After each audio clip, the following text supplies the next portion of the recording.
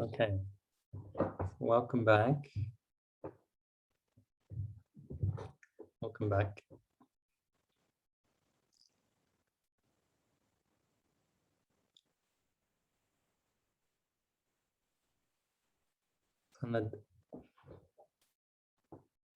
For those of you, I don't know if there's anyone new to Melbourne Insight or to Buddhist teachings tonight, but if there is, feel free to either jot down questions about terms I have, or and we have a little question and answer at the end, or anyone else would like to be part of that, you can join. Sometimes people ask, sometimes they don't. I'll try to make it as simple as possible. So for old timers, please switch on your beginner's mind right now. Compassionately. I came across this saying today. It's from about some sages in India that have said that those who don't know, they don't know. But those who do know, they enjoy.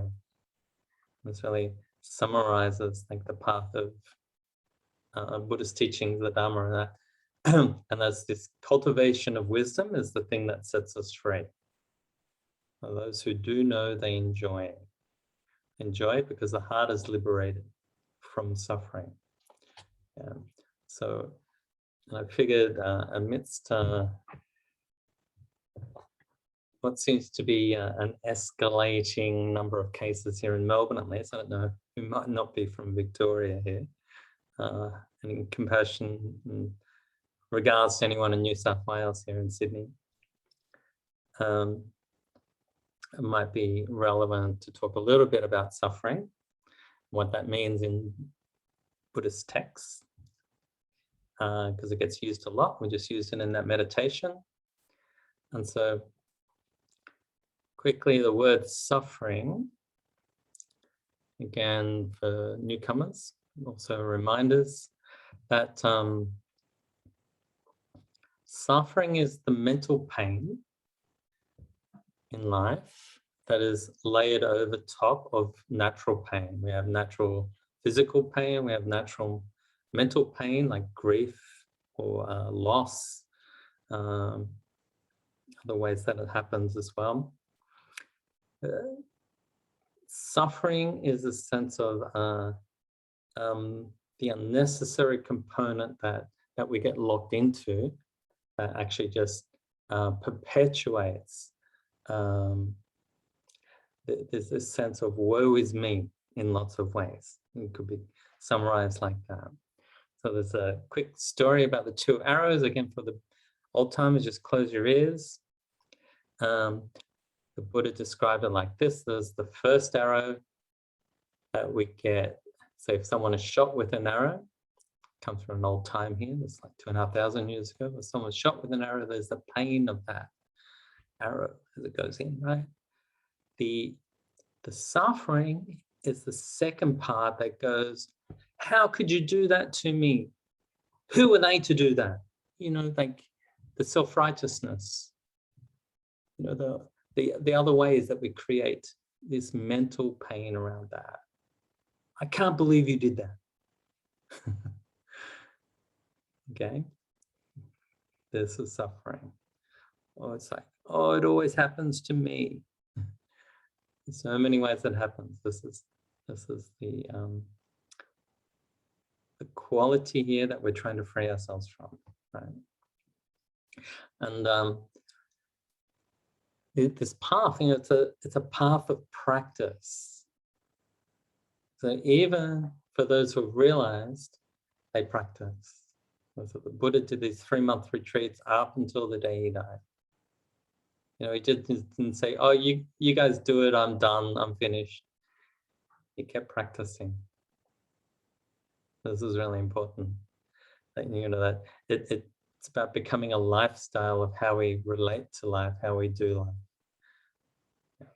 Because we still need to turn the mind towards these qualities that we're cultivating, even if, you know, we've got some degree of mastery. Okay, It's this sense of it's a pilgrimage. Life is a pilgrimage that we're on. How do you want to, take that journey? So there's a beautiful woman, Nanima, I met in India a few years ago, and she went to India as a 18-year-old and decided she wanted to become a sadhu. Would you imagine this 18-year-old English woman being a sadhu in India in those years, which was like the early 70s? It was a very bare bones there. And she's gone through a lot, and now the expression of her life is about compassion. She saw that lots of the old spiritual seekers, the old sadhus, the old yogis, they'd given up so much in life to follow this path and to help others, to teach them. But then when they got to the end of their life, they didn't have anywhere to go. They didn't have anyone to look after them when they needed that. So she started up a hospice, Ganga Prem Hospice, near Rishikesh, to look after them. And I feel this is just the perfect expression, I think, of what compassion is about. It's not about holding back and just making it for ourselves. It's how we relate with others. It's how we look after others. I met up with her a few times. She very generously made time for me. I just loved hanging out with her. And she kept pressing on me this thing about what practice is. And there's a line from the Bhagavad Gita. Practice is this thing where all we have the right to do is practice. We don't have the right to the fruits of the practice. This is something that's been pushed on her from her teacher. We don't have the rights to the fruits. They may come, but we don't know. All we can do is nurture and nourish that thing we call our practice, our being, by watering the roots, fertilizing them properly, composting, mulching everything inside there to help it to come to a sense of beauty. But if we focus on the fruits of that, that will be the biggest mistake we can make. So it brings it very much into this present moment. All you can do is act in this present moment and act with the best of faith, trying to understand, trying to liberate the heart.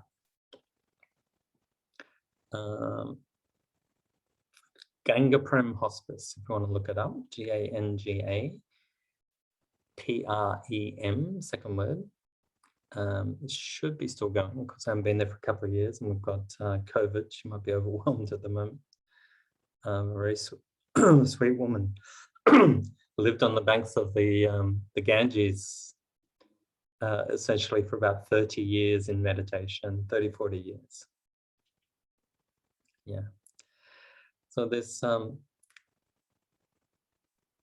from that particular model that Nanima comes from, there's a yoga model essentially, because there's many different traditions of that. We also have this model of experience where we've got some of you have studied yoga a lot will know this. We've got the body, the physical body. Buddhism, they talk about form. It's the form that we work with. There's the different levels of experience that we can go through. I'm talking about that in the meditation just now. We'll start with the body, the physical form. And then we've got the mental world, the second one. In this mental world, we've got thoughts, concepts, ideas, intellectual thinking. Yeah. It's the place where school education conditions us, and it's where we, the education of our upbringing in this level. Things are named. In Buddhism, they call it name and form. Name and form. So this is like the place where we're told how to do things, right? When we're little, do this, don't do that, right? And this is how things get formed in our mind. of what's right, what's wrong. And we subtly and not so subtly take on values, ideas, etc. about how we should live life. Some people call this vows, the vows that we've taken, and we don't even know we've taken them. So vows, things can be black and white, they can be a little bit rigid. This is the mind, depending on how it is, right? Then we got going down a bit further, we've got the emotional feelings world. And here we're starting to sort of drop into a slightly different world, because in here, where we're in the thinking mind, we can take on other people's thoughts, other people's values and things. When we come down to feeling though, our feelings are our own, right? This is where we're starting to experience life here, just as it is in the body, right? And we're moving out of the thought mind into this experience here. And E. Cummings, the poet, some of you know this one because I've pushed it in the course a few times with the Year to Live. It's like where we get to this level, you can't be anyone but yourself, right? Your feelings here, what you feel, that's just yours. You can have a thought that's someone else's. And that feeling, that's here.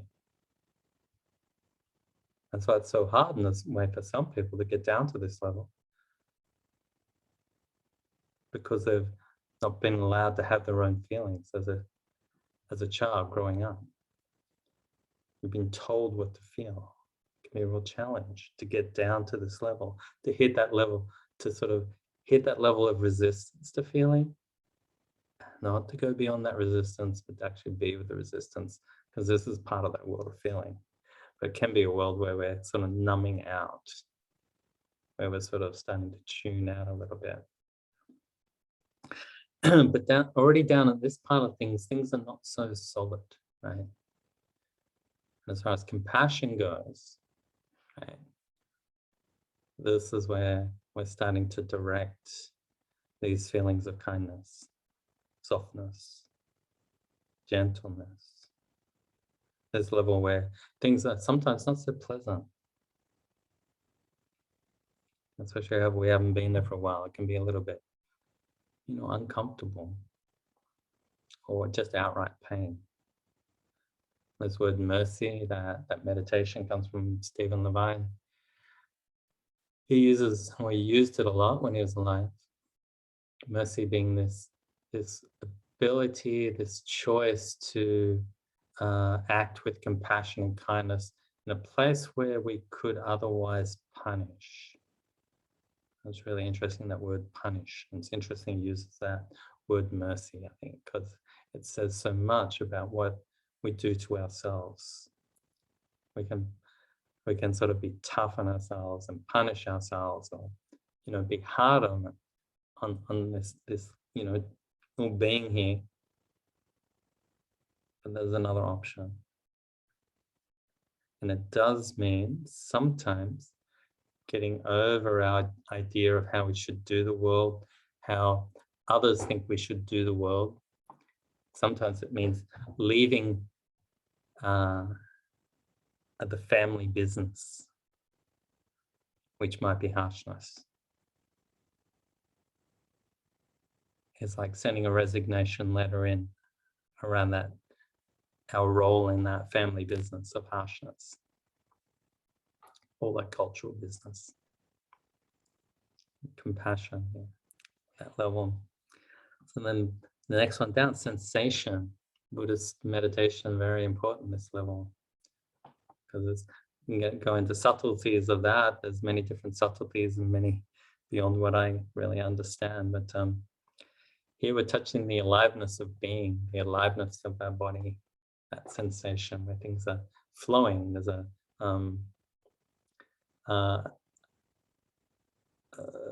things are not solid at all at this level. We're in the non-conceptual.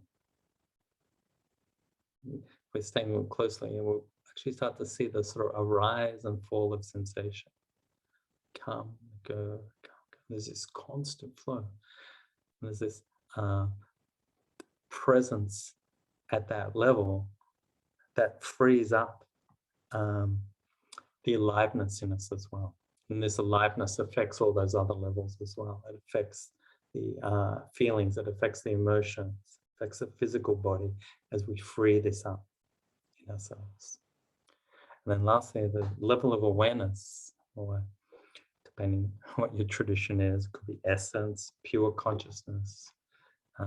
Some call it bliss. I would say that's more the result of being at this level, where the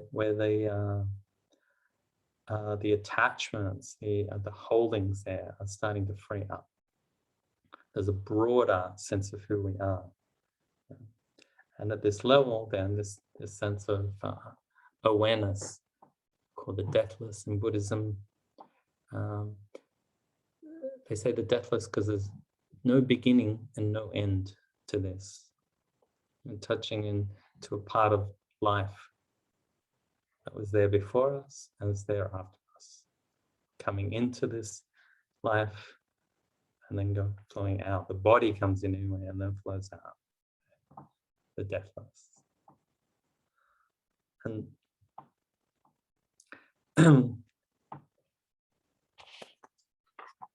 at this level,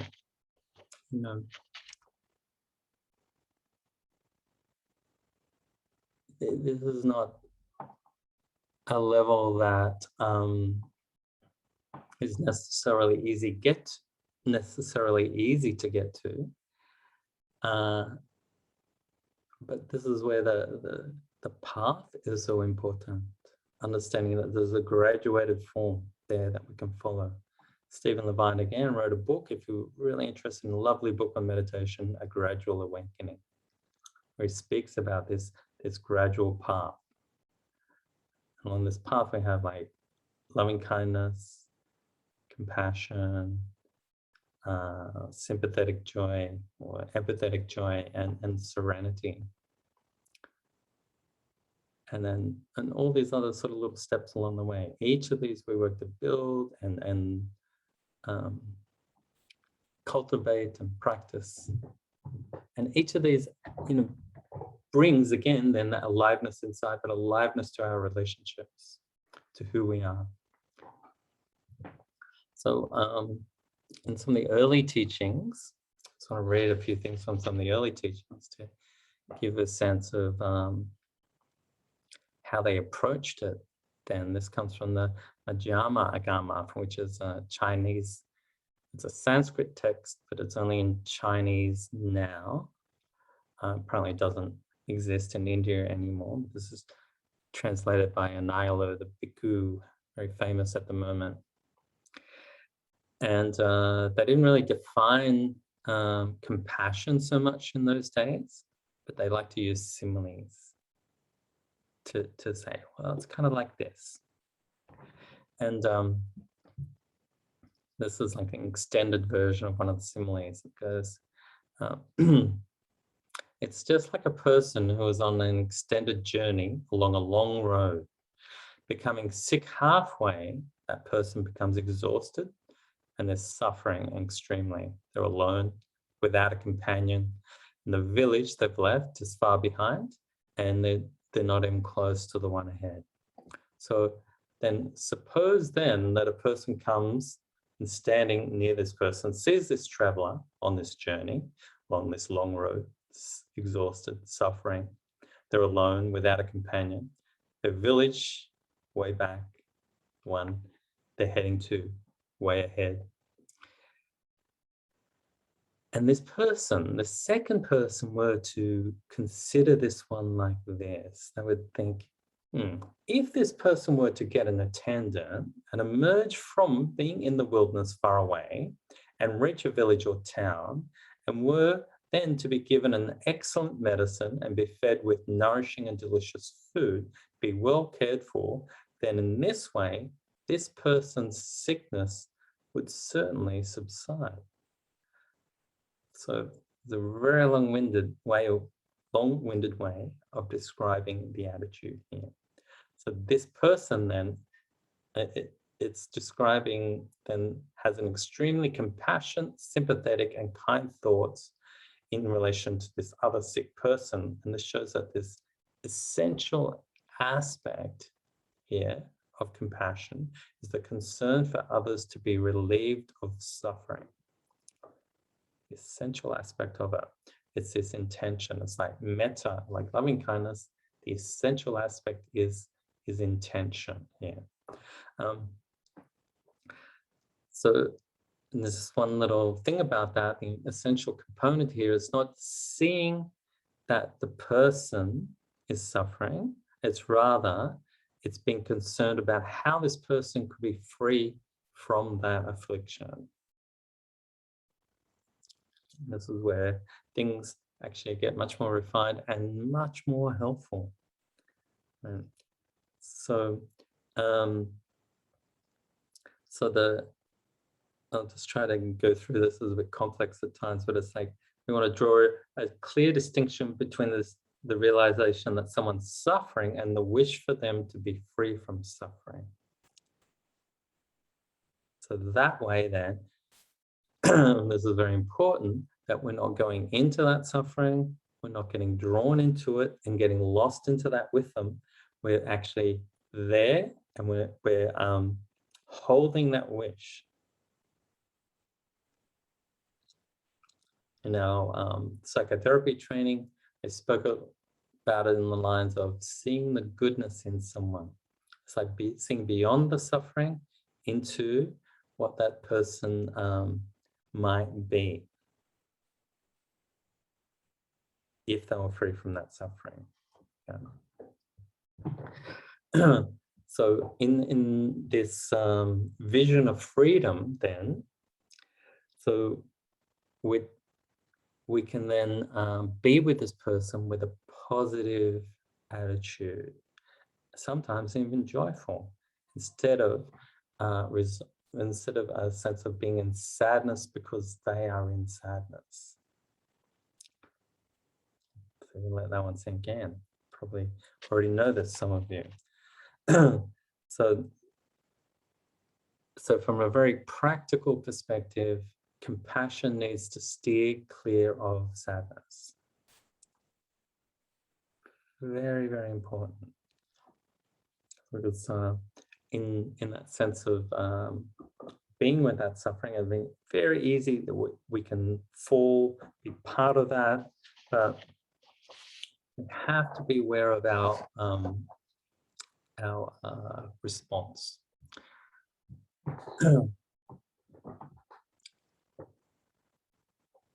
So there's two things that later traditions spoke about in this. They spoke about as they do with a number of these qualities. We have the near enemy and the far enemy.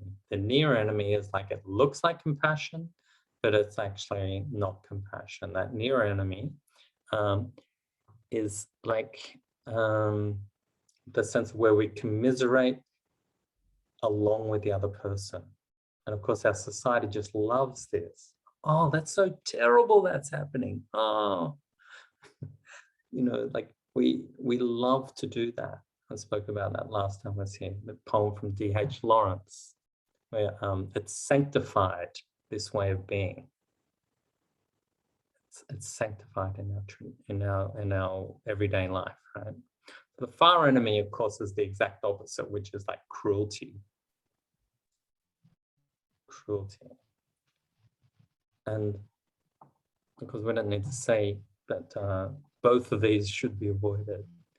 So the Buddha then was seen as the doctor, right? He took the approach of the doctor. This, like in Ayurvedic medicine, there's this process. We have the disease, we have the pathogen, we have the healthy state, and then we have the treatment that leads towards that healthy state. The disease, pathogen, health, and cure. So the disease, the first noble truth, suffering. Second noble truth is that there's a cause, and it's tanha, or craving. There's a path, there's a freedom. Yeah. So this is seen as as this sense of mental health that leads to the freedom of the heart, that leads to liberation. Yeah. Just quickly, a couple of things I wanted to cover there that there's quite a few things about the attitude here that is so important. It's vital.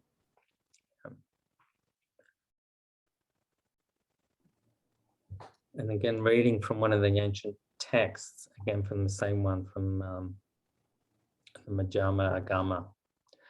And in this one, the teaching is about two types of wisdom: penetrative wisdom and vast wisdom. And it's saying that we kind of need both of these here. Wisdom that comes from compassion and understanding things as they are, and not getting lost in it, not going down with the sadness. Right? So the first one, it says, if one has heard that this is dukkha, like this is suffering, and through wisdom rightly sees suffering as it really is, and one has heard of the rising of suffering, the cessation of suffering, the path to the cessation of suffering, and with wisdom rightly sees the path to the cessation of suffering as it really is, then in this way one has learned penetrative wisdom. This may or may not make sense. Let's see how it might just stay there and percolate for a year or two. Then if one does not think of harming oneself, does not think of harming others, does not think of harming both, and instead one thinks of benefiting oneself and benefiting others, benefiting many people out of compassion for the affliction in the world, seeking what is meaningful of benefit for devas and humans, seeking their ease and happiness, then in this way, one is bright, intelligent, and with vast wisdom. Okay, two types of wisdom. So penetrative wisdom comes through the insight into the Four Noble Truths we just spoke about, and great wisdom, vast wisdom, finds its expression in intending to or helping others, being motivated by compassion. It's very important. We don't just do this practice for ourselves. It's for the benefit of others. So important. We don't just leave it on the seat. We take it through all aspects of our life. And lastly, compassion and self-compassion. I remember when I first saw the thing self-compassion, the term self-compassion. Oh, that's a bit strange. And it took a while to realize that it's totally in line with these ancient teachings. And again, from the same Chinese book to finish with, it says there are 4 types of people. One person aids herself without aiding others. One person aids others without aiding herself. One person neither aids herself nor aids others, and one person aids herself and aids others. Different types of people. And then they go on, the person who neither aids himself nor aids others is the most inferior person. If a person aids others without aiding himself, he is superior to that previous one. And if a person aids himself without aiding others, he's superior to that also. But if a person aids himself and also aids others, he is the highest. And this person is the supreme in this practice. So it's very important, this thing. One should establish oneself in what is proper and then advise others. This is the teaching from the Buddhists. Establish yourself in what is proper and then aid others. So on that note, I'm just going to finish up for tonight. Lovely to have you all here. If you feel like going to these teachings a little bit more, we'll have a 4-week kind of intensive starting 21st, Katrina, is it? Yeah. So thanks.